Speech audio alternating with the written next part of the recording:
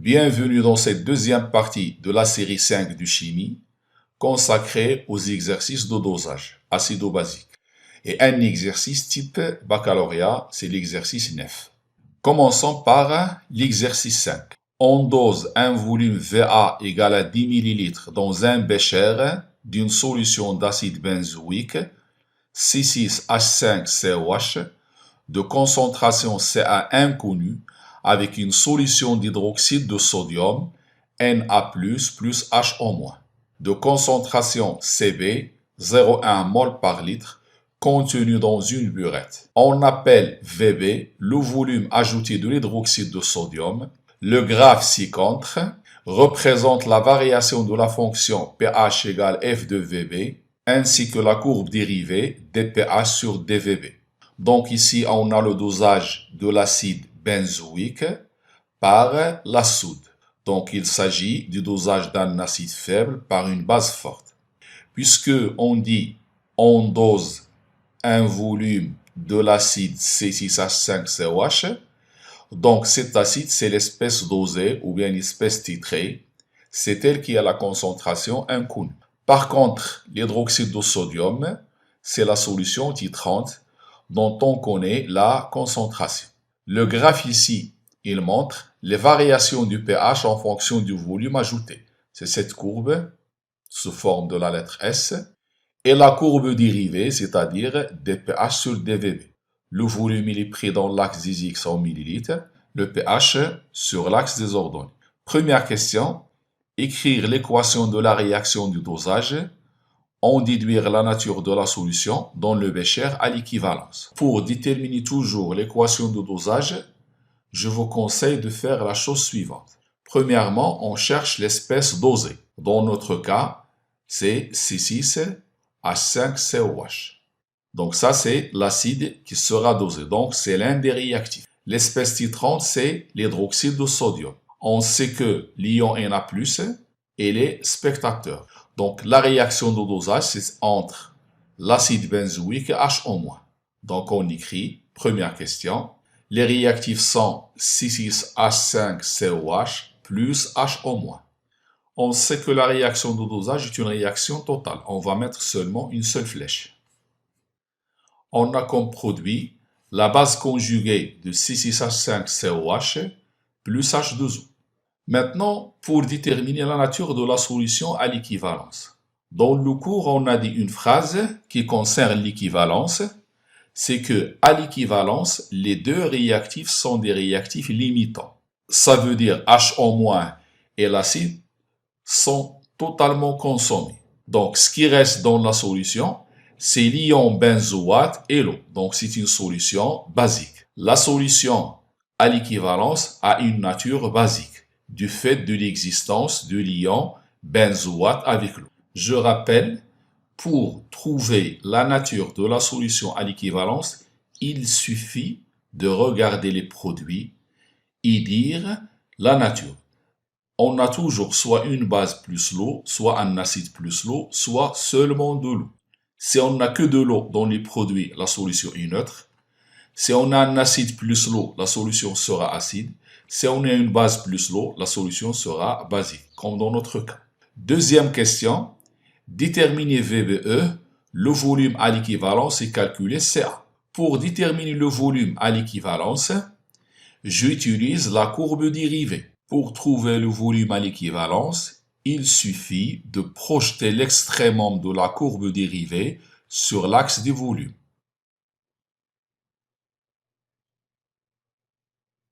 Ici, chaque graduation correspond à 1, 5, 6, 7, 8. Et entre deux gradations successives, il y a 3 petites divisions. Ça veut dire 0,33 pour chaque division. Donc ici, j'ai 8, 8,33, pratiquement 8,4 millilitres. Donc deuxièmement, VBE égale 8,4 millilitres. Maintenant, pour déterminer la concentration Ca de l'acide, on applique la relation à l'équivalence. C'est-à-dire que la concentration de l'acide Ca fois Va est égale à Cb fois VBE. Donc Ca égale Cb VBE sur Va. Comme application numérique, on trouve 0,1 fois 8,4 sur 10 égale 8,4 10 moins 2 mol par litre. Ce n'est pas la peine de convertir le volume en litres parce que ça va se simplifier. Il est au numérateur et au dénominateur. Troisième question. Vérifiez la nature de la solution à l'équivalence et comparez la réponse à celle de la question 1. Alors, on nous demande de vérifier est-ce que la solution à l'équivalence est une solution acide ou bien basique et comparer cette réponse à la réponse trouvée à la question 1, c'est-à-dire la nature de la solution à l'équivalence. Pour trouver la nature de la solution à l'équivalence, on va chercher le point d'équivalence par la méthode des tangentes. Pour cela, je vais essayer de tracer la droite perpendiculaire liant les deux tangentes, mesurer sa distance et la diviser en deux.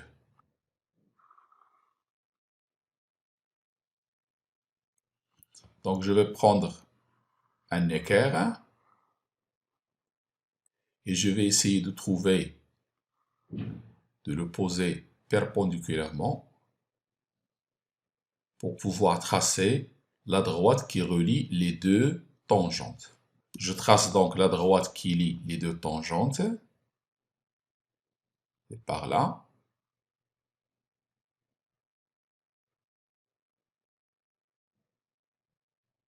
Voilà. La distance entre les deux tangentes, c'est-à-dire la distance du segment, c'est 2,9. Donc je vais prendre une droite qui est parallèle à ces deux autres et qui passe au milieu de ce segment. Ici c'est 1, 1,5, 2, 2,9. Je divise 2,9 par 2, ça me donne pratiquement 1,5. Donc je trace une droite.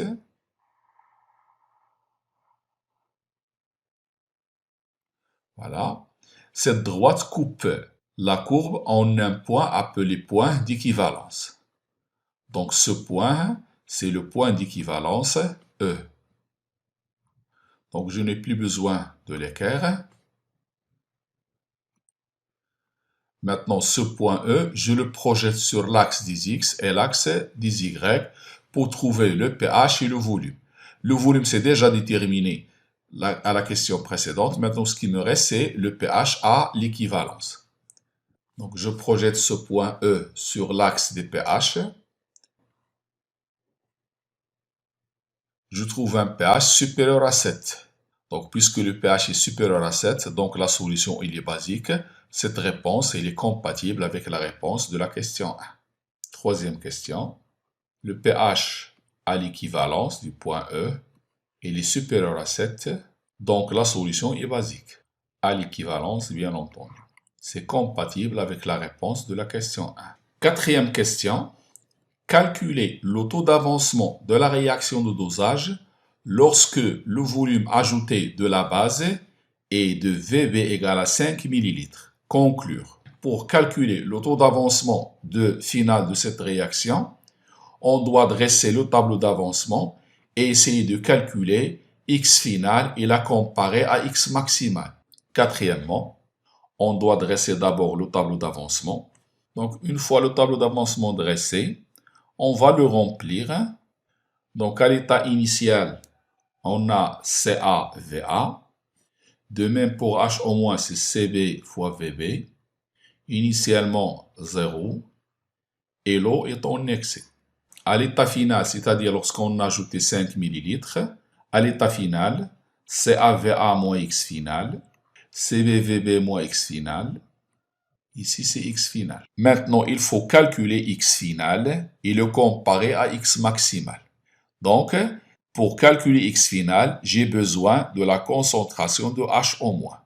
Et pour connaître la concentration de H-, on va utiliser le produit ionique. C'est-à-dire aussi, on doit connaître la concentration des ions H3O+.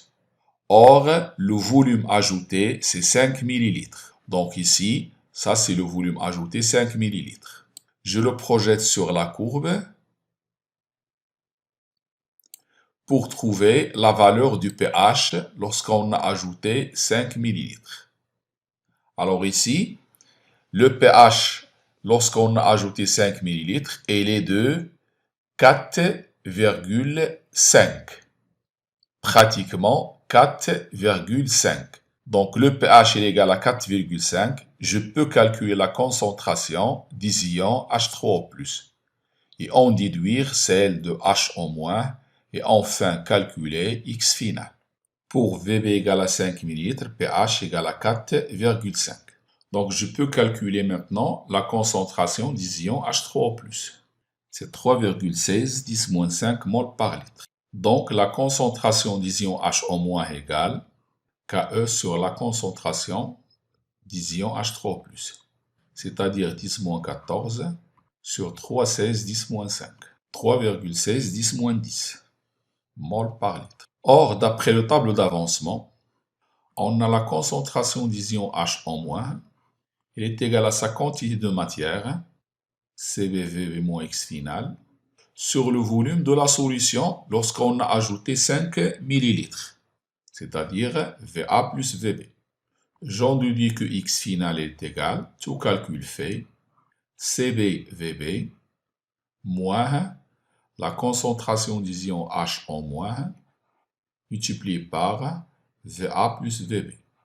Comme application numérique, X final est égal, en remplaçant Cb par 0,1, Vb par 5 ml 10-3, H- par 3,16 10-10, Va plus Vb, c'est 10 plus 5, c'est 15 10-3, on trouve la valeur 5,0 10-4. On calcule maintenant X maximal à partir du tableau d'avancement. Donc on a X maximal égale à CaVA, ou bien X maximal égale à Cb fois Vb. X max est égal à Ca fois Va, ce qui est égal à 8,4 10-2 fois 10 10-3. Ça fera 8,4 10-4. Ou bien X maximal égale à Cb fois Vb. Cb c'est 0,1, Vb c'est 5 10-3. Ça fera 5 10-4. Donc en comparant ces deux valeurs, la valeur minimale c'est celle-là, 5 10-4, donc c'est elle qui représente X maximal. D'où X max égale 5 10-4 mol. Alors, taux égale X final sur X maximal. Voyons que X final c'est 5 10-4, X maximal aussi 5 10-4, donc le taux d'avancement il est égal à 1, alors la réaction est totale. C'est l'une des méthodes qu'il faut adopter pour montrer que la réaction du dosage est une réaction totale.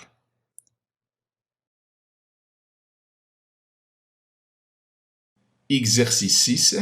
On dose un volume Vb égale 10 ml dans un bécher d'une solution d'éthylamine C2H5NH2 de concentration Cb inconnue avec une solution d'acide chlorhydrique H3O+, plus Cl-, de concentration Ca égale 0,10 mol par litre. De concentration Ca égale 0,10 mol par litre contenu dans une burette. On appelle Va le volume ajouté de l'acide.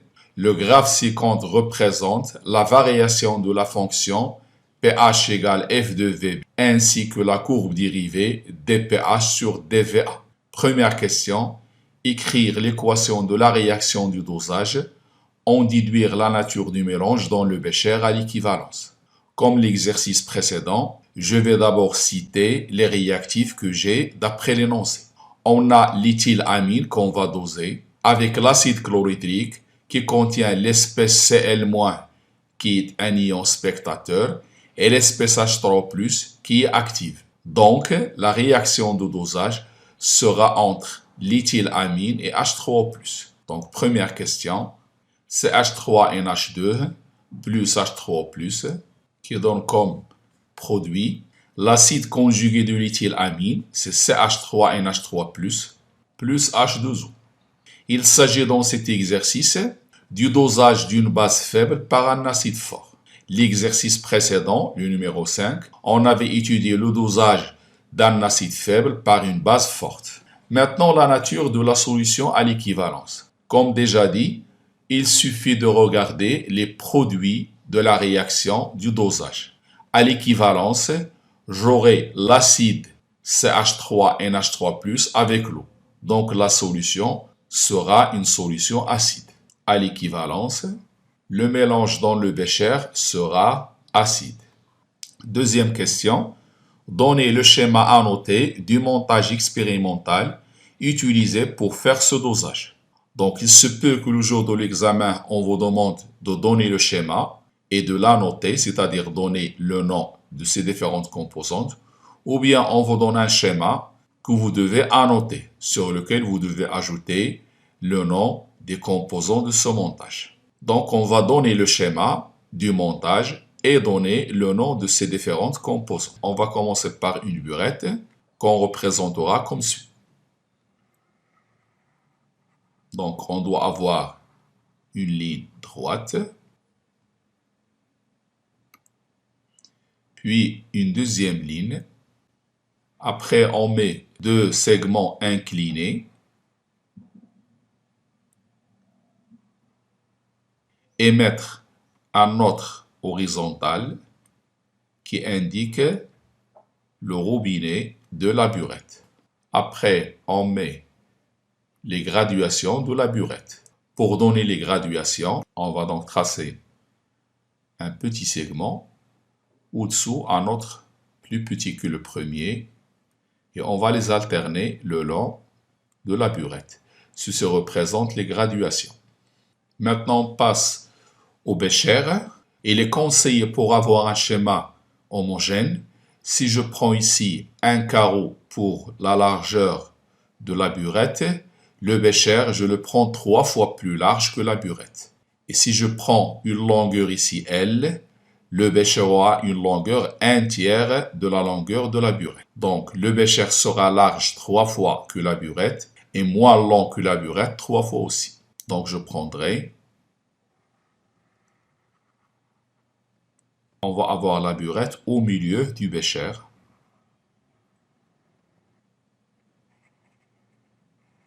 Ce bécher va contenir la solution titrée. Maintenant, on pose ce bécher sur un agitateur magnétique que je vais représenter de cette façon-là.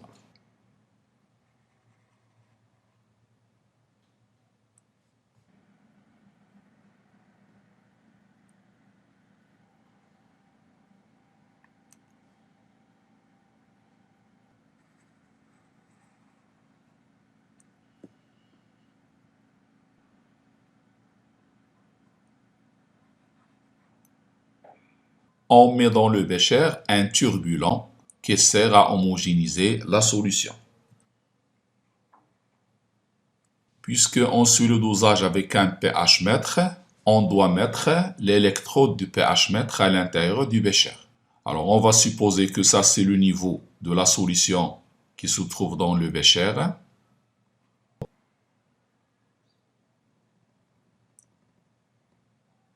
On va représenter l'électrode du pH mètre comme suit, un petit rectangle.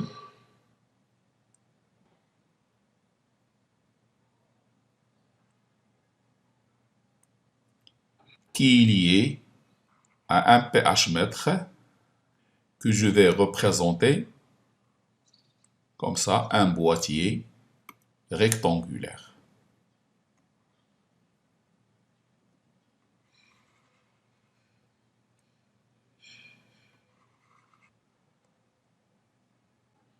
Donc maintenant, on va annoter le schéma.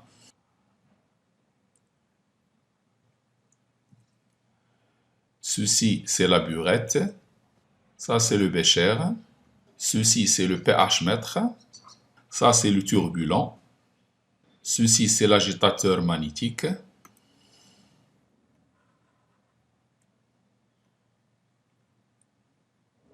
Maintenant, à l'intérieur de la burette, on a l'acide chlorhydrique. Dans le bécher, on a l'éthylamine. Voilà. Donc ça, c'est le schéma annoté du montage expérimental pour faire le dosage. Donc ici, lorsqu'on ouvre le robinet, la solution titrante est versée sur la solution titrée et le pH mètre indique la valeur du pH. Troisième question. Dresser le tableau d'avancement de la réaction de dosage et établir la relation d'équivalence. C'est-à-dire, on doit dresser le tableau d'avancement de cette réaction et démontrer la relation qui existe entre les réactifs à l'équivalence. Après avoir dressé le tableau d'avancement de la réaction de dosage, à l'état initial, on a la quantité de matière de l'éthylamine CbVb, celle de l'acide ajouté, c'est CaVa. À l'état d'équivalence, c'est CbVb moins X à l'équivalence. Pour l'acide, c'est CaVa à l'équivalence moins Xe, c'est-à-dire X à l'équivalence. On sait qu'à l'équivalence, les deux réactifs sont mélangés dans les proportions stoichiométriques. Ça veut dire que les deux réactifs sont des réactifs limitants. Donc, je peux écrire CbVb moins Xe égale à 0, ce qui implique que Xe égale Cb fois Vb. De même, pour l'acide, CaVa moins Xe égale à 0. Le volume pris, c'est le volume à l'équivalence. Donc, Xe égale à CaVe. On constate que Xe égale à la fois CbVb et CaVe, et les deux réactifs sont limitants. Donc, la relation à l'équivalence est Cb fois Vb égale Ca fois Ve. Donc, c'était la réponse à la troisième question. Dresser le tableau d'avancement et établir la relation de l'équivalence. Quatrième question. Déterminer volume à l'équivalence et calculer Cb. Pour déterminer le volume à l'équivalence, on va utiliser la courbe de dosage ou bien la courbe dérivée aussi pour déterminer ce volume à l'équivalence. Donc ceci, c'est la courbe dérivée. On a dit dans le cours que on projette l'extrémum sur l'axe du volume, on obtient le volume à l'équivalence. Si je projette cet extrémum sur l'axe des abscisses, je trouve le volume de l'équivalence, c'est 10 ml. Donc le 10 ml, c'est le volume à l'équivalence. Donc ceci, c'est le volume à l'équivalence qu'on va appeler VE. Donc on peut dire pour la quatrième question, graphiquement, le volume à l'équivalence, il est égal à 10 ml. Maintenant, pour calculer Cb, on va utiliser la relation de l'équivalence. On a CbVb est égal à Ca fois Ve. Donc, la concentration de la base étudiée, c'est Cb égale bien CaVe sur Vb. Comme application numérique, je rappelle, ce n'est pas la peine de convertir les deux volumes ici en litres parce que ça va simplifier dans le calcul. Cinquième question, vérifier la nature de la solution à l'équivalence et comparer la réponse à celle de la question 1. À la question 1, on nous a demandé de déterminer la nature du mélange dans le bécher à l'équivalence. Et en voyant la réaction du dosage, on a dit que le mélange à l'équivalence est acide. Donc on doit prouver ici que le mélange à l'équivalence est aussi acide. Pour déterminer la nature de la solution à partir du graphe, on va chercher le point d'équivalence et déterminer son pH. Si son pH est supérieur à 7, c'est une solution basique. S'il est inférieur à 7, c'est une solution acide. S'il est égal à 7, c'est une solution neutre. Donc, on va prendre un équerre et tracer une droite perpendiculaire aux deux tangentes, diviser ce segment en deux et faire passer une troisième droite. Son intersection avec la courbe correspond au point d'équivalence. C'est comme l'exercice précédent. On va d'abord tracer un segment qui relie les deux tangentes. La longueur de ce segment, c'est 1,6. Je vais faire passer une droite parallèle aux deux tangentes et qui passe par le milieu de ce segment. C'est-à-dire, j'ai ici 1,6. Ça fera donc 0,8. Le 0,8, c'est par là.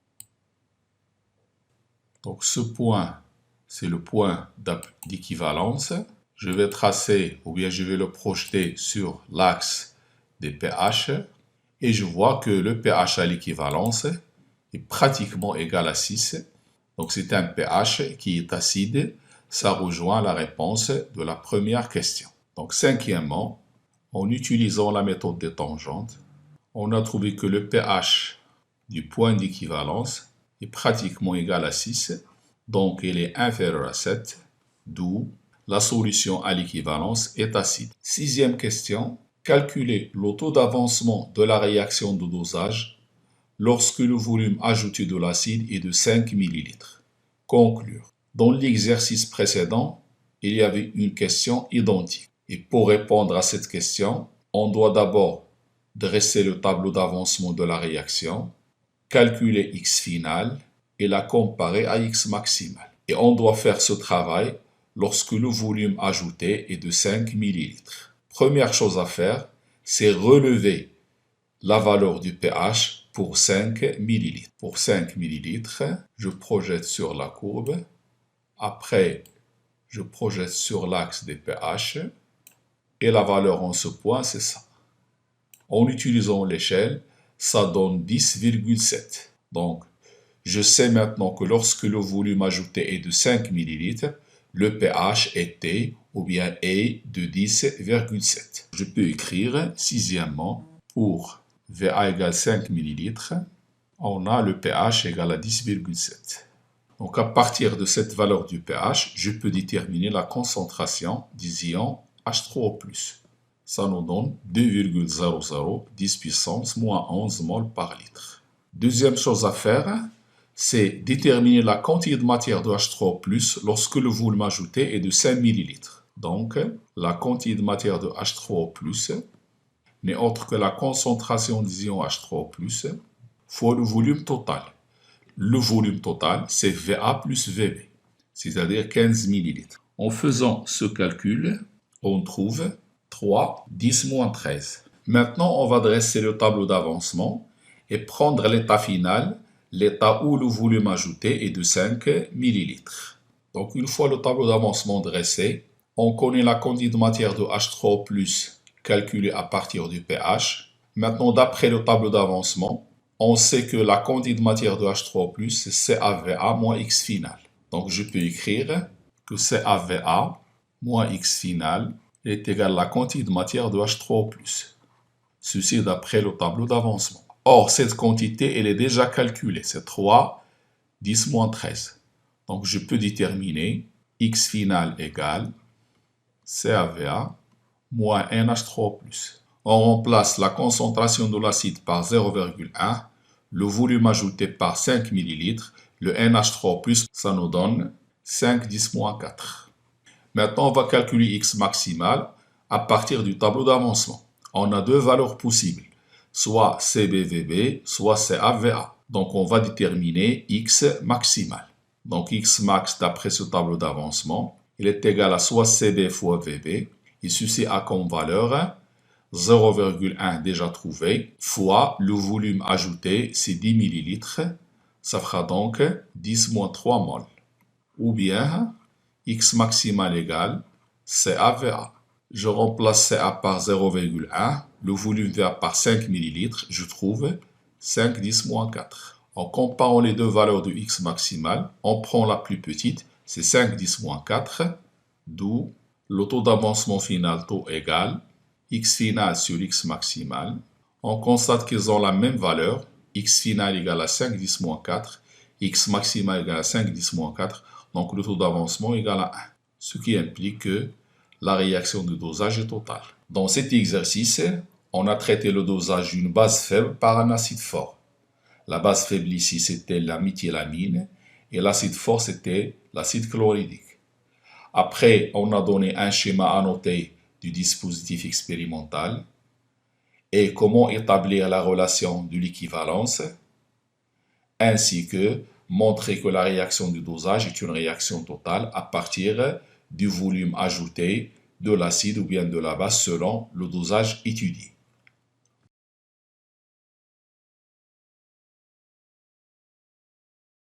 Exercice 7. On dispose au laboratoire d'une bouteille d'une solution commerciale S0 d'acide chlorhydrique sur laquelle est écrit « contient 34% en masse d'acide chlorhydrique ». L'objectif de cet exercice est de vérifier cette information.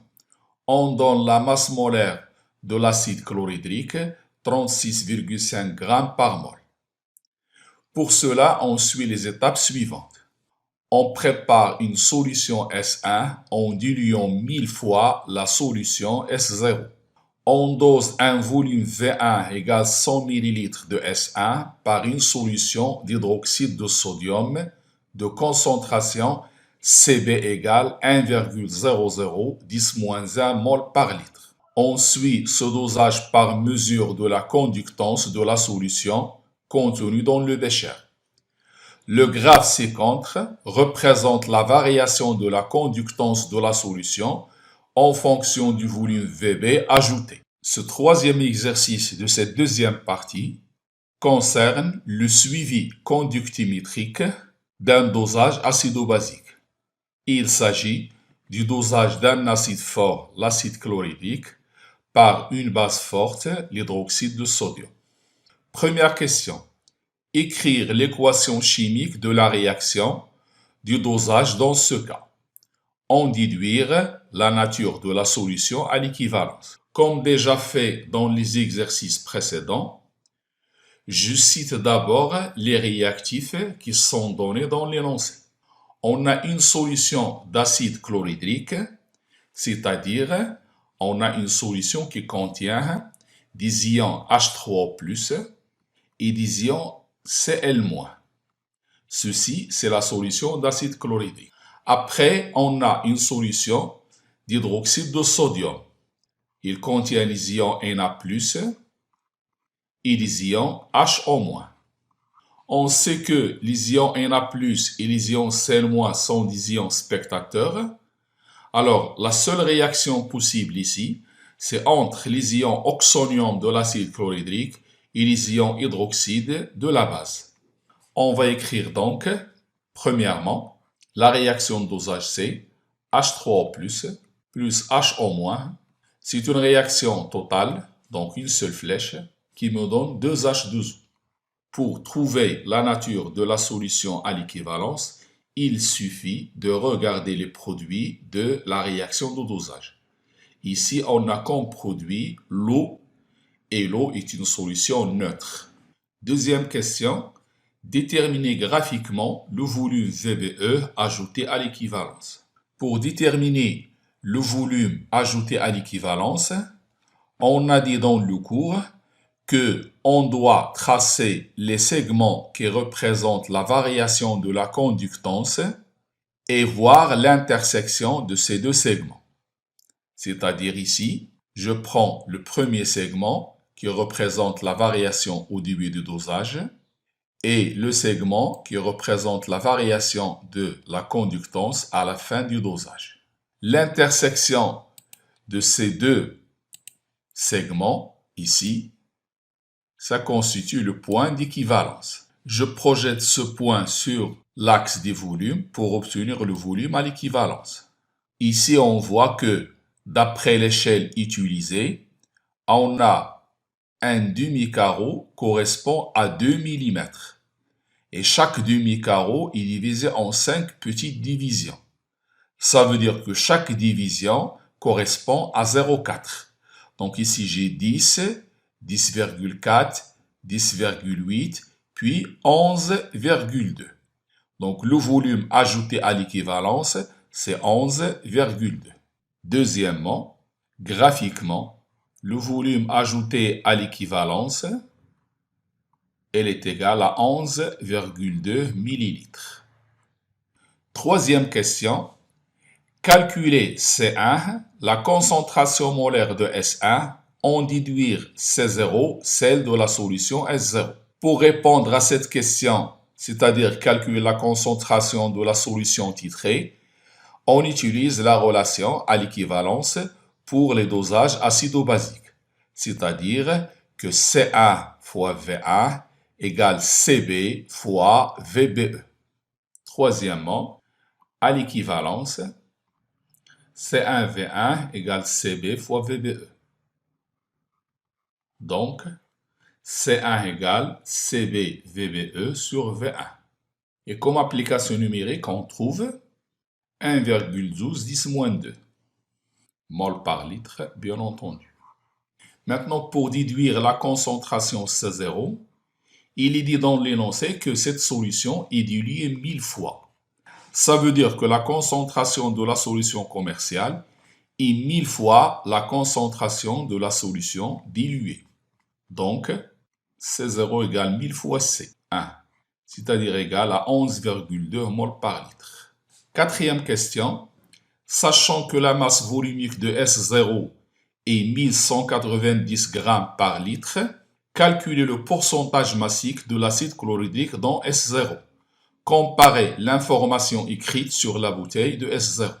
Donc je dois retrouver, avec ce que je viens de trouver comme concentration S0, le pourcentage de l'acide chlorhydrique et le comparer au pourcentage donné dans l'énoncé. Je tiens à préciser la définition du pourcentage massique, que je vais noter comme ça. Pourcentage massique de HCl, pourcentage de HCl, que je vais symboliser par la lettre P minuscule. Ce pourcentage, puisque c'est un pourcentage massique, il est égal à la masse de l'acide chlorhydrique sur la masse de la solution commerciale S0. La masse de l'acide chlorhydrique, HCl, sur la masse de la solution S0, le tout fois 100. Donc maintenant, ça c'est la définition du pourcentage. Je vais essayer de le calculer à partir des données déjà trouvées aux questions précédentes. On commence toujours pour trouver le pourcentage de la concentration de la solution commerciale.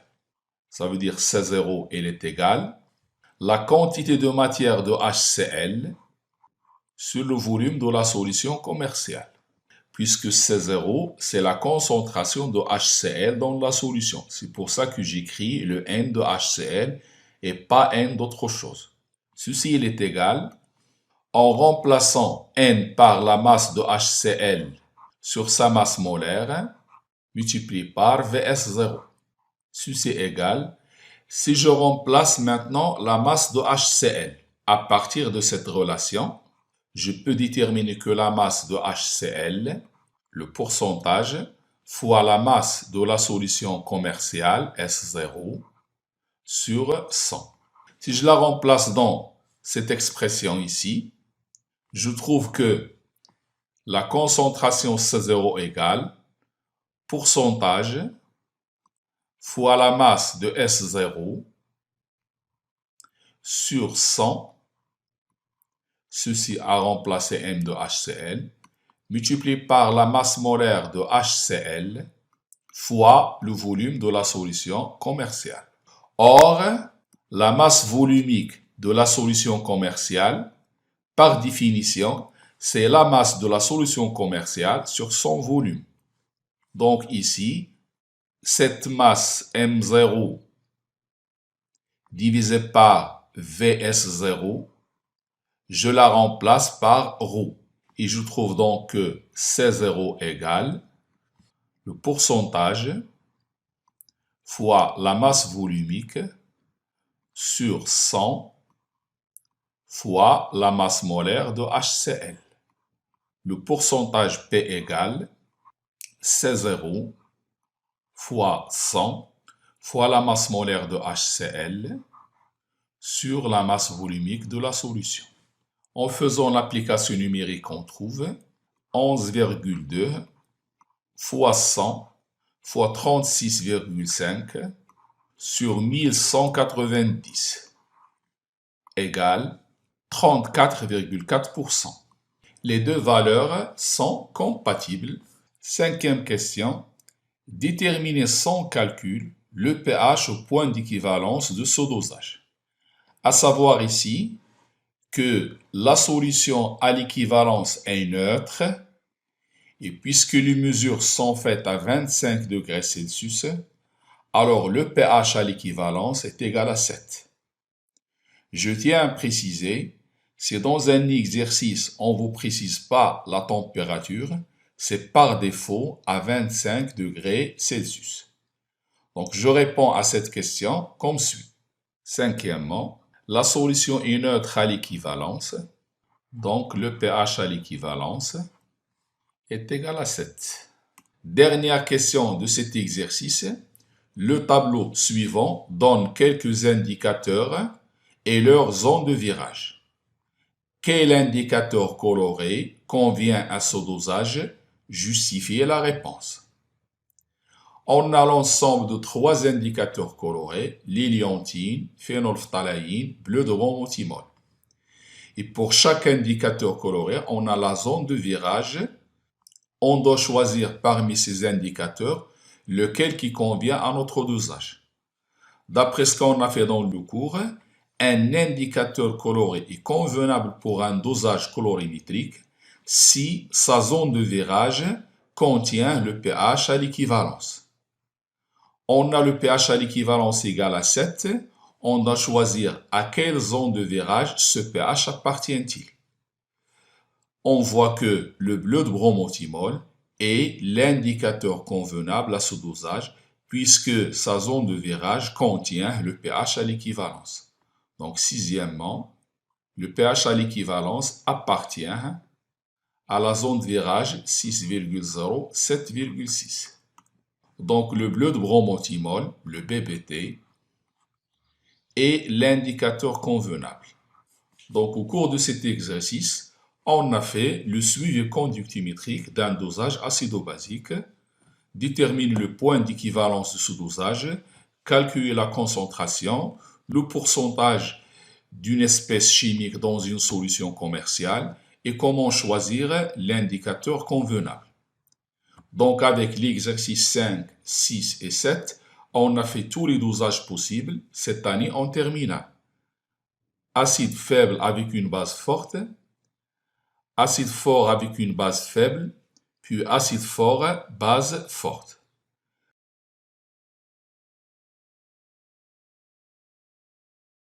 Exercice 8. Le vinaigre est une solution d'acide éthanoïque dont l'eau, son degré d'acidité représente le pourcentage massique d'acide contenu dans la solution. On lit sur l'étiquette du vinaigre étudié vinaigre 7 degrés. On veut vérifier cette indication. Le degré correspond à la masse d'acide éthanoïque contenu dans 100 g de vinaigre.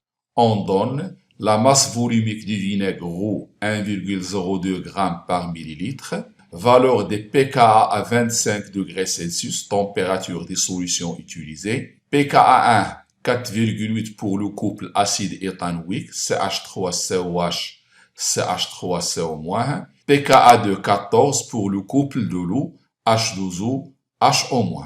Les masses molaires atomiques de l'hydrogène 1 g par mol, du carbone 12 g par mol, de l'oxygène 16 g par mol. Avant de réaliser le dosage, on a procédé à une dilution de 1 dixième du vinaigre étudié, soit S1, la solution obtenue. On prélève V1 égale à 20 cm3 de la solution S1 et on réalise le dosage pH métrique avec une solution de soude de concentration molaire en soluté apportée C2 égale 0,10 mol par litre. Première question, réaction support de dosage. Écrire l'équation de la réaction chimique associée à la transformation du système étudié. Il s'agit d'écrire ici la réaction du dosage et pour cela, on va d'abord citer les réactifs. D'après l'énoncé, on a fait le dosage de l'acide éthanoïque avec une solution de soude, c'est-à-dire l'acide éthanoïque c'est CH3COH et la solution de soude, c'est une solution d'hydroxyde de sodium, Na++ plus HO-. On sait que Na+ est un ion spectateur. Il me reste donc la réaction entre l'acide éthanoïque CH3COH et l'ion hydroxyde HO-. Donc, la première question petit a, la réaction de dosage c'est CH3COH plus HO-, c'est une réaction totale, donc une seule flèche.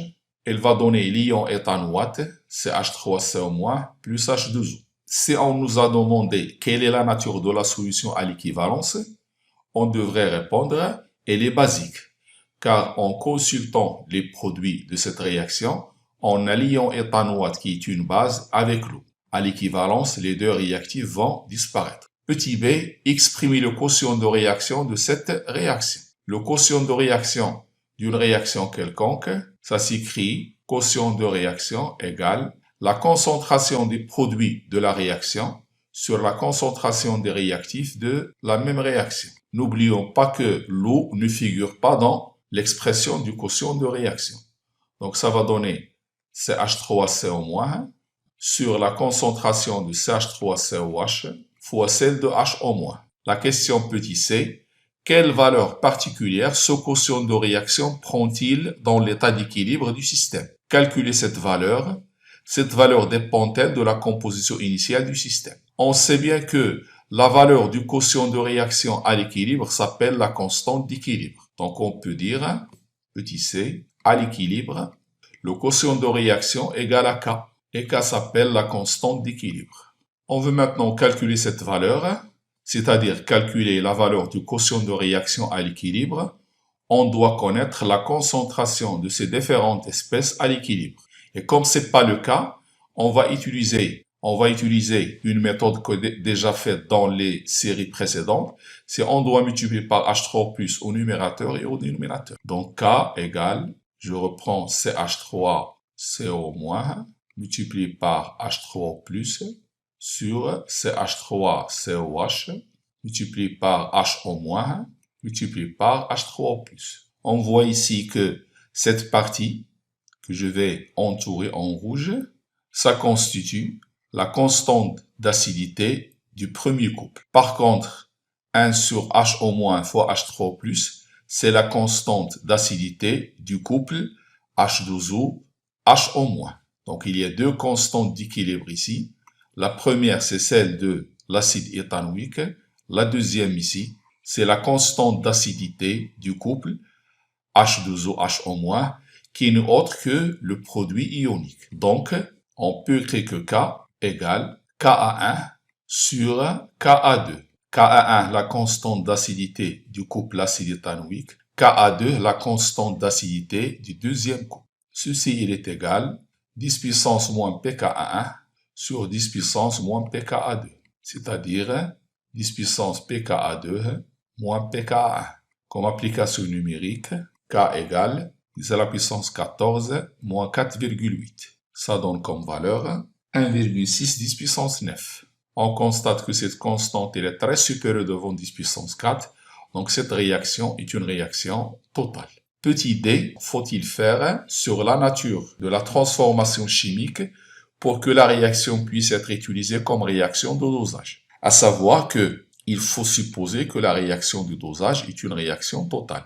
C'est l'hypothèse qu'il faut faire pour que cette réaction soit une réaction de dosage.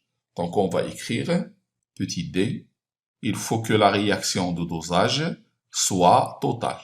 Ce qui est vrai dans ce cas, car la constante d'équilibre est supérieure à 10 puissance 4. Je mets ça entre parenthèses comme remarque.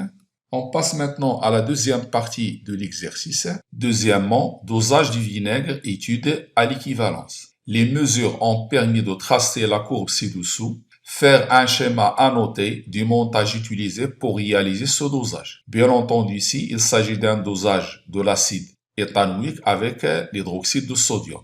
Il s'agit du même montage utilisé dans l'exercice 6, c'est-à-dire une burette, un bécher, un pH mètre, un agitateur magnétique et un turbulent. Donc comme deuxième question, petit a, le montage est constitué d'une burette qui contient la solution d'hydroxyde de sodium, le bécher qui contient la solution d'acide éthanoïque, le bécher est posé sur un agitateur magnétique, et dans le bécher on a mis un turbulent pour homogénéiser la solution, et puis l'électrode d'un pH mètre à l'intérieur du bécher pour mesurer le pH du mélange. Petit b, définir l'équivalence dans le cas de la réaction servant de support à ce dosage. Déterminer graphiquement le point d'équivalence E en faisant figurer sur le graphe la méthode utilisée. Donner les coordonnées du point E. Donc ici, il y a trois questions. Premièrement, donner la définition de l'équivalence pour ce cas. Deuxièmement, déterminer le point d'équivalence sur la courbe. Et troisièmement, on déduire les coordonnées du point d'équivalence. On dira que l'équivalence, dans ce cas, c'est l'état où le réactif CH3COH et HO- sont mélangés en proportion stoichiométrique. Maintenant, pour trouver le point d'équivalence, on va utiliser la méthode des tangentes. Je trace un segment qui relie les deux droites. La longueur de ce segment, c'est 1,4. Comme on voit, 0, 1, 1,4. Donc la moitié, c'est 0,7. Donc je vais faire passer une troisième droite au milieu de ce segment, c'est-à-dire loin de cette tangente ou bien de celle-là de 0,7. 0,7, c'est par là. le point d'intersection de cette troisième droite avec la courbe correspond au point d'équivalence. Donc ce point-là, c'est le point d'équivalence. Donc ceci, c'est la détermination du point d'équivalence sur le graphe. Donc on a utilisé la méthode des tangentes. On a mesuré la distance entre les deux tangentes. On a fait passer une troisième droite au milieu des deux tangentes. L'intersection de la troisième droite avec la courbe constitue le point d'équivalence. Troisième partie, donner les coordonnées du point d'équivalence. Pour trouver les coordonnées du point d'équivalence, je projette E sur l'axe des volumes et je le projette aussi sur l'axe des pH. Pour le volume, c'est un volume égal à 24 millilitres. Donc le volume à l'équivalence ici, c'est 24 millilitres. Le pH, j'ai ici chaque division avec 2 unités de pH. C'est pratiquement 8,5. Le jour de l'examen, on vous donnera bien entendu un papier millimétré sur lequel la lecture est beaucoup plus facile que ce graphe. Donc ici, c'est le volume de l'équivalence. Ce point, c'est le volume à l'équivalence, VE, qui est à peu près égal à 24 millilitres. Ici, c'est le pH à l'équivalence, qui est pratiquement égal à 8,5. Donc, pour la question petit b toujours, le point d'équivalence E possède comme coordonnées le volume à l'équivalence pratiquement 24 millilitres et le pH à l'équivalence pratiquement 8,5. Petit c, quelles sont les espèces chimiques majoritaires à l'équivalence? Déjà à l'équivalence, ces réactifs sont des réactifs limitants. Il me reste dans la solution l'ion éthanoate et n'oublions pas les ions Na+, qui ne réagissent pas. Donc dans cette solution à l'équivalence, on aura comme espèce majoritaire l'ion éthanoate CH3CO- et les ions sodium. Petit d, on note N1 la quantité de matière du réactif titré initialement apporté dans le bécher et N2E la quantité de matière du réactif titrant versé à l'équivalence. Établir la relation l'ion N1 et N2 à l'équivalence. Donc pour établir cette relation, on doit dresser le tableau d'avancement de la réaction de dosage et trouver une relation entre la quantité de matière de l'acide éthanoïque, c'est l'espèce titrée, et les ions hydroxyde, c'est l'espèce titrante.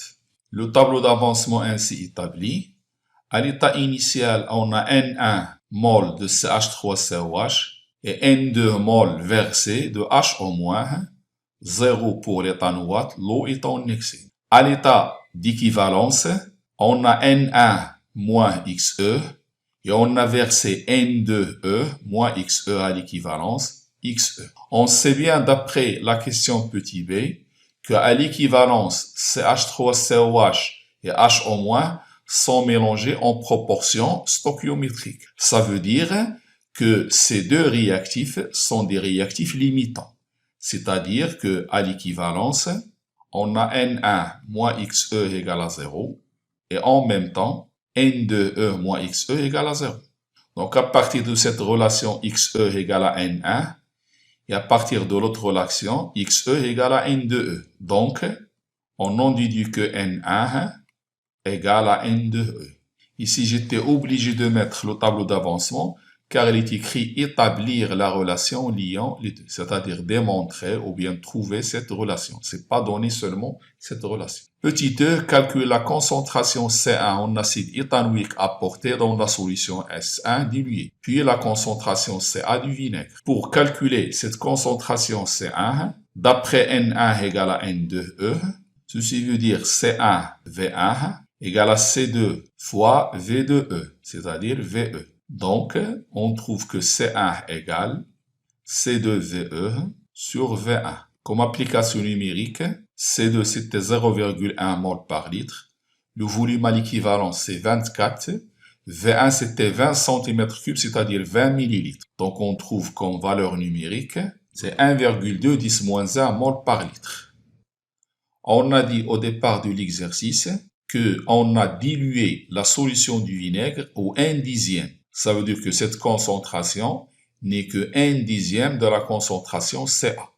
D'où Ca égale 10 fois C1, ce qui donne 1,2 mol par litre. La question F, calculer le degré d'acidité du vinaigre. Le résultat est-il en accord avec les indications de l'étiquette? N'oublions pas que le degré d'acidité, comme déjà dit dans l'énoncé, est le suivant. Le degré correspond à la masse de l'acide éthanoïque obtenu dans 100 g de vinaigre. C'est-à-dire, je dois trouver la masse de l'acide dans 100 g du vinaigre. Donc, petit f, je commence par donner l'expression de la concentration du vinaigre en acide éthanoïque. Ca égale, c'est le N de l'acide éthanoïque, CH3COH, sur le volume du vinaigre que j'appellerai Vs. Je remplace la quantité de matière de CH3COH par la masse sur la masse molaire et ça donne la masse de l'acide sur sa masse molaire fois Vs. On va calculer cette masse. Donc la masse de CH3COH, elle est égale à Ca fois N fois Vs. Vs, c'est le volume de la solution. Je vais maintenant remplacer Vs par la masse volumique de la solution et la masse de la solution. C'est-à-dire, je sais que le volume de la solution n'est autre que la masse de la solution sur la masse volumique. Donc, je vais remplacer Vs par Ns sur ρ. Donc, la masse de l'acide éthanoïque est égale donc Ca fois la masse molaire fois la masse de la solution sur sa masse volumique. Maintenant, pour obtenir le degré, je dois remplacer la masse de la solution par 100 grammes, car il est dit dans l'exercice, le degré, c'est la masse de l'acide acétique ou bien l'acide éthanoïque dans 100 grammes de vinaigre. Donc, comme application numérique, Ca, c'est 1,2. La masse molaire de l'acide éthanoïque, en se référant aux masses molaires données dans l'énoncé, ça fera 60 grammes par mol, fois la masse prise du vinaigre, c'est 100 grammes, sur la masse volumique. N'oublions pas que la masse volumique, elle est donnée en grammes par millilitre. J'écris ici qu'on a ρ égale 1,02 grammes par millilitre. C'est-à-dire aussi 1020 grammes par litre. Donc, car les volumes ici sont pris en litres. Mol par litre pour la concentration. Donc, divisé par 1020. Tout calcul fait, on trouve 7,1 g.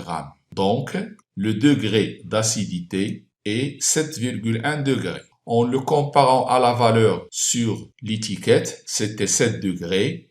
Les deux valeurs sont, ou bien les deux indications sont compatibles. On passe maintenant à la troisième partie de l'exercice, étude d'un point particulier. On se place dans la situation où on a versé un volume d'hydroxyde de sodium représentant la moitié du volume versé à l'équivalence. C'est-à-dire, au lieu de verser 24 ml pour atteindre l'équivalence, on n'a versé que la moitié, c'est-à-dire 12 ml. Première question, calculer la quantité d'hydroxyde de sodium introduite. Troisième question, petit a, on sait que la quantité de soude, que j'appellerai N2, elle est égale à C2 fois V2. C2, c'était 0,10 mol par litre. Le volume ajouté, c'est la moitié du volume d'équivalence. Le volume d'équivalence, c'était 24, donc la moitié, c'est 12 millilitres. 12, 10 moins 3. Ceci donne 1,2, 10 puissance moins 3. Petit b, à l'aide d'un tableau descriptif de l'évolution du système, déterminer la quantité d'ions éthanoate alors formés, ainsi que la quantité d'acide éthanoïque restant dans le milieu réactionné. Le tableau d'avancement ainsi établi, on sait que le volume ajouté V2 il est inférieur au volume d'équivalence. Donc, c'est l'espèce titrante qui est un réactif limitant. Donc, HO- est le réactif limitant. Donc, je peux dire que N2 moins X final égale à 0. Ça veut dire que le X final ici égale à N2, il est égal à 1,2 10 moins 3. Donc, une fois calculé X final, je peux calculer la quantité de matière de CH3COH et celle de CH3CO-. N de CH3CO- égale à X final, d'après le tableau d'avancement, il est égal à 1,2 10 moins 3. Pour le N de l'acide restant, d'après le tableau d'avancement, c'est C1V1 moins X final. Le C1, c'était 1,2 10 moins 1. Le V1, c'était 20, 10 moins 3. Moins x final, c'est 1,2, 10 puissance moins 3. On trouve que la quantité restante de CH3COH, elle est égale à 1,2, 10 moins 3. Petit c, on déduire la valeur du pH en ce point.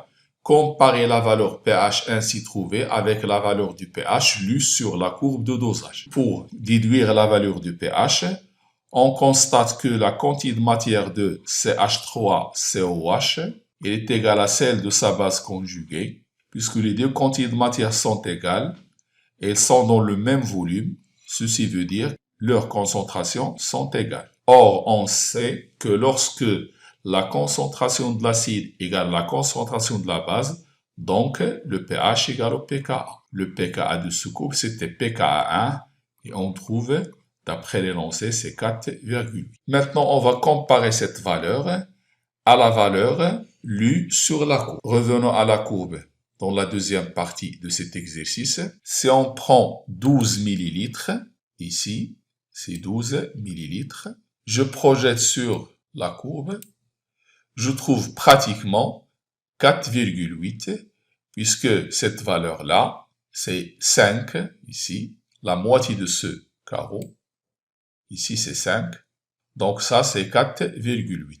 Donc la valeur trouvée sur la courbe correspond bien à la valeur calculée dans l'exercice. La valeur calculée et celle lue sur la courbe sont identiques. Dernière question de cet exercice. Petit d, montrer que lorsque le volume ajouté de l'espèce titrante est égal à la moitié du volume d'équivalence, la valeur du pH est égale alors au pKa. Maintenant, on va essayer de démontrer que lorsque V égale V équivalence divisé par 2, alors pH égale pKa. Pour cela, on va partir du tableau d'avancement de la réaction, le prendre lorsque le volume ajouté est la moitié du volume à l'équivalence et calculer les concentrations de l'acide et de la base conjuguée et on va les trouver égales. À ce moment-là, lorsque ces deux concentrations sont égales, le pH est égal au pKa. Alors on a dressé de nouveau le tableau d'avancement de la réaction et j'ai appelé le volume ajouté, je l'ai noté Vn'. Donc ici dans le tableau d'avancement, la quantité initiale de l'acide, c'était C1V1. Celle de la base ajoutée, C2V2. À l'état final, c'est C1V1 moins X final. Ici, C2 fois le volume ajouté. C'est le volume à l'équivalence sur 2 que j'ai appelé Vn' moins X final. On sait que lorsque le volume est inférieur au volume d'équivalence, c'est l'espèce titrante qui est le réactif limitant. Donc, le X final n'est que C2 fois Vn', c'est-à-dire C2 fois Ve sur 2. Donc, X final, c'est C2 fois Vn'. Autrement dit, c'est C2 fois Ve divisé par 2. Donc, la concentration de CH3COO- elle est égale à X final sur le volume total du mélange, c'est-à-dire le volume de l'acide plus celui de la base, égale, en remplaçant X final par son expression, C2Ve sur 2Vt. Maintenant, pour la concentration de CH3COH, d'après le tableau d'avancement, c'est C1V1 moins X final sur le volume total de la solution. En remplaçant X final par son expression, on sait que C1V1 elle est égale à C2 fois Ve, c'est-à-dire que la valeur de C1 fois la valeur de V1 est la même chose que la valeur de C2 fois le volume à l'équivalence. Donc, cette concentration devient égale, au lieu d'écrire C1V1, je vais écrire C2Ve, moins cette quantité C2Ve sur 2, le tout divisé par le volume total. Je rappelle que le volume total, c'est le volume de la solution dans le bécher, c'est-à-dire le V1 existant initialement dans le bécher, plus le Vn' ajouté. D'où on trouve que la concentration de CH3COH, elle est égale, donc C2Ve moins C2Ve sur 2, ça donne CeVe sur 2, divisé par le volume total, ce qui est égal à C2Ve sur 2Vt. Donc on constate que la concentration de la base a la demi-équivalence, c'est-à-dire en ajoutant la moitié du volume de l'équivalence, est la même chose que la concentration de son acide conjugué. Donc pour calculer le pH, on a pH égale pKa plus logarithme de la concentration de la base sur celle de l'acide. Et puisque ces deux concentrations sont égales, on a logarithme de 1 qui est égal à 0. D'où le pH à la demi-équivalence n'est autre que la valeur du pKa.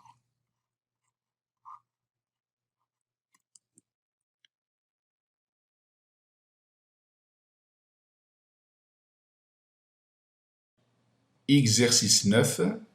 Les parties 1 et 2 de cet exercice peuvent être traitées séparément. On se propose de déterminer la masse en ion chlorure et en acide lactique présent dans un lait. Première partie, dosage par conductimétrie. On prélève un volume V0 égal à 20 ml de lait qu'on appellera solution S0 et on les introduit dans une fiole jaugée de volume 100 ml. On complète avec l'eau distillée et on homogénise pour obtenir une solution S de concentration CS. Quelle relation existe-t-il entre la concentration C0 de la solution S0 et la concentration CS de la solution S? Dans cette partie, il s'agit de la dilution d'une solution. Donc il y a une relation entre la quantité de matière de la solution concentrée S0 et la quantité de matière de la solution diluée S, telle que les deux quantités de matière sont égales, puisque la dilution ne change pas la quantité de matière. Première question, la quantité de matière de la solution S0, elle est égale à celle de S. Donc, la quantité de matière de S0, c'est C0 fois V0. Et celle de la solution S, c'est CS fois VS. Donc, c'est la relation entre les deux quantités de matière. Deuxième question, on verse un volume V1 égal à 10 ml de la solution S dans un bécher et on y ajoute environ 250 ml d'eau distillée. Indiquez précisément le protocole à suivre pour prélever 10 ml de la solution S, c'est-à-dire on doit donner le matériel utilisé et la manipulation ou bien les manipulations à effectuer. 1, 2. Première chose à faire, c'est verser une partie de la solution S dans un bécher. Parce qu'il ne faut pas prendre le volume 10 ml à partir de la solution totale S. Sinon, il sera pollué. Deuxième étape, on doit prélever avec une pipette jaugée de 10 ml le volume V1 de ce bécher. Donc, deuxième étape, on prélève dans ce bécher 10 ml, c'est-à-dire prélever le volume V1 avec une pipette jaugée. Troisième étape, on verse le contenu de la pipette dans un autre bécher. Ce bécher doit être suffisamment grand pour contenir les 250 ml d'eau distillée. Assez grand. Quatrième et dernière étape, on ajoute de l'eau distillée dans ce bécher. Donc ceci, ce sont les étapes à suivre avec le matériel utilisé. Troisième question, on plonge ensuite dans le bécher une cellule conductimétrique. Initialement et après chaque ajout, millilitre par millilitre d'une solution aqueuse de nitrate d'argent de concentration C2, on détermine la conductivité du milieu réactionnel. La question c'est indiquer sur un schéma annoté le dispositif expérimental à mettre en place. Ce dispositif est identique à celui utilisé lors d'un dosage pH métrique en changeant seulement le pH mètre par un conductimètre. Donc le montage est le suivant. On a une burette graduée dans laquelle on a du nitrate d'argent, un conductimètre dont la sonde est plongée dans le bécher qui contient la solution S. Le bécher est posé sur un agitateur magnétique et à l'intérieur du bécher, il y a un turbulent pour homogénéiser la solution. Ceci est le montage du dosage conductimétrique. On remarque qu'on change le pH-mètre par le conductimètre. On passe maintenant à la question 2 de l'exercice. Le suivi conductimétrique du dosage permet d'obtenir la courbe d'évolution de la conductivité sigma du milieu réactionnel en fonction du volume V2 de la solution de nitrate d'argent versée. Document ci-dessous. Il s'agit de ce document. La transformation chimique rapide met uniquement en jeu les ions chlorure et les ions argent selon l'équation de réaction. Lorsqu'on ajoute le nitrate d'argent sur la solution S, il y a réaction entre les ions Hg+ du nitrate d'argent avec les ions Cl- qui se trouvent dans la solution S pour donner HgCl. Le chlorure d'argent est un solide blanc, pratiquement insoluble dans l'eau, qui noircit à la lumière. Première question, quelle est l'origine de la conductivité initiale de la solution? On remarque ici que initialement, avant d'ajouter le nitrate d'argent, la solution S avait une conductivité différente de 0. Alors, cette conductivité initiale, elle est due aux ions Cl- et aux cations qui les accompagnent dans la solution S, car la solution S doit être électriquement neutre. Dire que la solution S contient des ions Cl- veut dire aussi qu'il contient d'autres cations pour neutraliser Cl-. Donc on va répondre à cette question. La conductivité initiale de la solution est due aux ions Cl- de la solution S ainsi qu'aux cations positifs associés à Cl-. La question 1.5. En utilisant les valeurs des conductivités molaires ioniques données ci-dessous, c'est-à-dire dans ce tableau, interprétez la variation de la valeur de la conductivité sigma du milieu réactionnel au cours du dosage. C'est-à-dire, on doit expliquer pourquoi la conductivité ici elle diminue et pourquoi elle augmente en plus. Question 1.5. La première chose à remarquer toujours dans les dosages conductimétriques, que le volume total est pratiquement constant. On avait dans le bécher 250 ml. D'après ce graphe, on a ajouté moins de 25 ml de solution. Ça veut dire le volume a varié de moins de 10%. Donc on peut considérer lors du dosage conductimétrique que le volume total de la solution est pratiquement constant. On va maintenant interpréter pourquoi au début du dosage, la conductivité de la solution diminue. Au début, la solution de nitrate d'argent ajouté, dans laquelle les ions Hg+ vont réagir avec les ions Cl-, alors que les ions NO3- vont rester dans la solution. Cela revient à dire pour la solution, c'est on remplace les ions Cl- qui sont de bons conducteurs par les ions NO3- qui sont moins bons conducteurs, puisque la conductivité de Cl- est supérieure à celle de NO3-. En remplaçant des ions bons conducteurs avec d'autres qui sont moins bons conducteurs, la conductivité va diminuer. Donc on va écrire au début, les ions Hg+ réagissent avec Cl- pour donner HgCl qui est neutre. Par contre, les ions NO3- restent dans la solution. Donc, on remplace les ions Cl- bons conducteurs par NO3- qui sont moins bons conducteurs, moins conducteurs que Cl-. Du fait que lambda Cl- elle est supérieure à lambda NO3-. Donc, puisqu'on a remplacé les bons conducteurs par d'autres moins conducteurs, d'où la conductivité sigma de la solution diminue, c'est-à-dire la solution qui est dans le bécher. La conductivité de la solution diminue tant qu'il y a réaction entre Hg+ et Cl-. Quand les ions Cl- ont disparu, c'est-à-dire à l'équivalence, Hg+ et NO3- restent tous les deux dans la solution. Ça veut dire, en plus de NO3- qui ne participent pas à la réaction, il y a des ions Hg+ qui s'ajoutent et qui ne trouvent pas de Cl-, donc ils vont rester dans la solution. Et leur concentration va augmenter. Et l'accroissement de cette concentration fait croître la conductivité de la solution. Donc on va écrire comme deuxième étape, pour expliquer la deuxième étape de la courbe, quand tous les ions Cl- ont disparu, les ions Hg+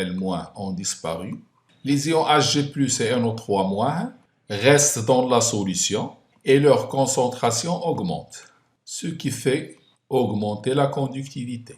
Donc cette question 1.5 nous montre comment justifier la variation de la conductivité avant l'équivalence et après l'équivalence. 1.6. Quel événement correspond au point particulier apparaissant sur la courbe? Il y a un point particulier, c'est celui où la conductivité atteint une valeur minimale. Donc cet événement correspond au point d'équivalence. Lorsque sigma est minimal, c'est le point particulier, on est à l'équivalence. 1.7.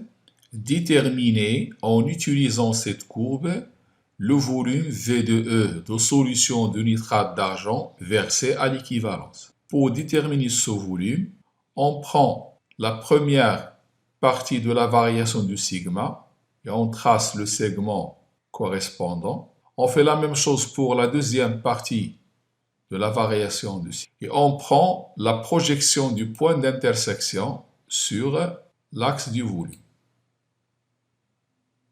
Ce point, c'est le point d'équivalence et la projection sur l'axe, c'est le volume à l'équivalence. En utilisant l'échelle de la courbe, on a ici 10 ml, ici 15 ml. Donc, j'ai ici chaque deux petites divisions avec 1 ml. Ça fera 11, 12 ml. Donc, le volume ajouté, c'est 12 ml. Donc, 1,7, graphiquement, le volume ajouté à l'équivalence V de E est de 12 ml. La question 1.8, quelle est à l'équivalence la relation entre la quantité de matière en ion argent introduit et la quantité de matière en ion chlorure initialement présent? D'après l'équation de la réaction, le N de Hg+ est égal à N de Cl- à l'équivalence. Donc je peux écrire que la relation est la suivante. À l'équivalence, le N ajouté à l'équivalence de Hg+ est égal à N de Cl- présent initialement dans la solution prélevée. L'avant-dernière question de cette première partie, 1.9, en déduire la concentration molaire CS en ion chlorure initialement présent dans la solution S, puis celle C0 dans le lait. Donc on va exploiter la relation entre les différentes quantités de matière de la solution titrante Hg+ et la solution titrée Cl- pour trouver la concentration CS. Et deuxièmement, pour déterminer C0, on a déjà établi une relation entre C0, CS, V0 et Vs. Donc, on écrit la question 1.9, puisque N ajouté à l'équivalence de Hg+ est égal à N de Cl-, ceci veut dire que C2 fois le volume ajouté à l'équivalence est égal à CS fois le volume pris, c'est V1. J'en déduis que CS égale C2 V de E sur V1. Comme application numérique, on trouve CS égale, ça nous donne 6,00 10 puissance moins 3 mol par litre. Pour déterminer C0, selon 1.1, il est égal à CS déjà calculé fois le volume de la solution S sur V0. Comme application numérique, on va trouver 3 10 puissance moins 2 mol par litre. La question 1.10, la masse des ions chlorure présents dans 1 litre de lait doit être comprise entre 1 g et 2 g. Calculer la masse d'ions chlorure présents dans le lait étudié et conclure. On nous donne la masse molaire des ions chlorure, 35,5 g par mol. Donc la première chose à faire, c'est de calculer la quantité de matière des ions chlorure qui existe dans 1 litre de lait. Donc la question 1.10, calculons N de Cl- dans 1 litre. Donc le N de Cl- n'est autre que C0, la concentration des ions chlorure dans le lait, fois le volume qui est égal à 1 litre. Ça nous donne 3,0010 puissance moins 2 mol. Donc la masse des ions Cl- n'est autre que le N de Cl- fois la masse molaire. On trouve comme application numérique 1,07 g. Pour la conclusion, on peut dire que ce lait satisfait à la condition qui est décrite dans l'exercice. Donc ce lait satisfait la condition qui dit que la masse Cl- doit être comprise entre 2 g et 1 g. Maintenant, on passe à la deuxième partie de cet exercice, la partie 2, dosage de l'acide lactique. Tout à l'heure, c'était le dosage des ions chlorure par conductométrie. Maintenant, on va faire le dosage de l'acide lactique dans le lait. Un lait frais ne contient pas d'acide lactique. En vieillissant, le lactose présent dans le lait se transforme en acide lactique noté par la suite HA. On dose l'acide lactique considéré comme le seul acide présent dans le lait étudié par une solution d'hydroxyde de sodium, autrement appelée la soude, Na plus HO-, de concentration Cb égale 5,10-2 mol par litre. On prélève un volume Va égale 20 ml de lait que l'on place dans un bécher et on suit l'évolution du pH en fonction du volume Vb de soude versé. On obtient les valeurs données dans le tableau suivant. Ici, ce sont les valeurs du volume ajouté de la soude et le pH après chaque ajout de soude. Première question, écrire l'équation de la réaction qui se produit lors du mélange. Quelles caractéristiques doit présenter cette réaction pour adapter ou bien pour être adaptée à un dosage? Pour écrire la réaction qui se produit lorsque je mélange la soude avec l'acide, autrement dit la réaction du dosage, j'ai les molécules d'acide lactique qui vont réagir avec HO- puisque Na+ est un ion spectateur. Et cette réaction doit être rapide, totale et unique. Ce sont les trois caractéristiques que doit présenter la réaction du dosage. Donc, deuxièmement, la première question, l'équation est la suivante. HA plus HO-, réaction de dosage elle est totale, donc une seule flèche, ça donne la base conjuguée plus H2O, c'est-à-dire A- plus H2O. Les caractéristiques, on va dire que la réaction du dosage doit être rapide, totale et unique. Deuxième question, exprimer puis calculer la constante de réaction K correspondante, conclure.